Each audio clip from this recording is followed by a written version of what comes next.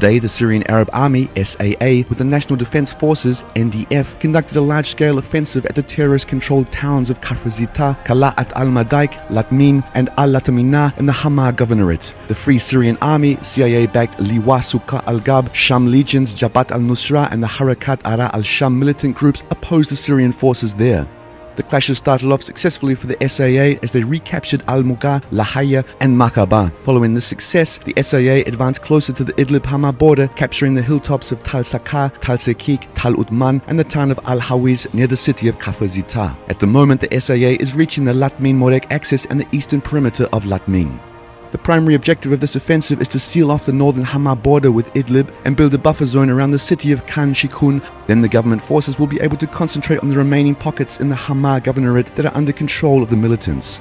On October the 8th, Chief of the General Staff of the Army and Armed Forces, General Ali Abdullah Ayyub, officially announced that the Syrian Armed Forces had started a large-scale assault aimed at retaking several key cities and regions from terrorist forces after a week-long bombing campaign by Russia targeting the jihadists. A day earlier, South Front Analysis and Intelligence reported that Syrian forces started full-scale offensive. The main aims are the Hama-Homs axis and to lift the ISIS siege of the Kuwarius military airport. On October the 7th, 4 Russian Navy warships in the Caspian Sea fired 26 missiles at the positions of ISIS in Syria. The missiles flew some 1,500 kilometers to destroy 11 ISIS targets. This fact highlights the 3 important features of the ongoing situation. First is Russian Navy got combat experience of usage of the Russian caliber missile systems 3M54 Club, which are intended to strike naval and land targets. Second is this act required cooperation from Iran and Iraq because missiles had to travel through their airspace to reach Syria. At the same day, Chairman of Iraq's Parliament's Defense Committee, Hakim al-Zameli, said that Baghdad may soon officially request Russia for airstrikes against ISIS. In this case, the Russia-Iraq-Iran-Syria Joint Information Center's role will be expanded to coordinate Russia's airstrikes in Iraq. Thus, we could conclude Iraq was almost moved from the US zone of influence in the Middle East.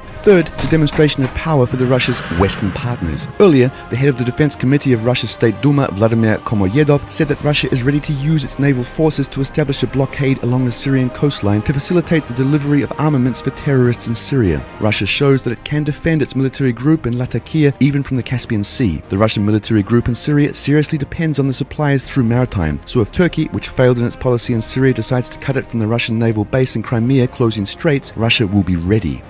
On October the 6th, Erdogan said that Russia could lose a friend as Turkey, but his relationships with the US became colder also. At the moment, it's clear that there are no moderate rebels which could be publicly supported by the US in Syria. Free Syrian Army, FSA, is more a myth than reality. A large part of the FSA's units are directly linked to the Syrian Al-Qaeda. The US in this case surely needs some controlled forces in Syria as an alternative to Assad in order to prevent him from regaining full control over the country. The only candidate for this role is the Kurdish YPG. The US will likely support the Kurds in an attack on Raqqa, the Islamic State headquarters and important logistics center in Syria. This alliance is unacceptable for Turkey, which strongly stands against any kind of Kurdish autonomy at its borders. Furthermore, Raqqa is a crucial point for the Islamic State's oil trade with Turkey. If Raqqa falls, both will lose serious profits. Anyway, the US has no other choice but to replace its moderate rebels with the YPG and pay the price for it, even if the price includes a cooling down of Washington-Ankara relations. Thus, the US-led web of political alliances and relationships in the Middle East is disintegrating roughly. The vestiges of control on terrorist groups sponsored by the pro-Western bloc could be lost. It leads to escalation of the free-for-all war in the region. The growing Russian-led anti-ISIS coalition is the only chance of regional stabilization. The coalition also includes Iran, Syria, and Iraq. China and Egypt are candidates for the membership. Egypt has a serious problem with the local branch of ISIS in the Sinai Peninsula. China will probably participate actively in the Syrian anti-ISIS campaign, but its armed forces need combat experience. So, a limited military ground and air force contingent could take part in the anti-ISIS campaign.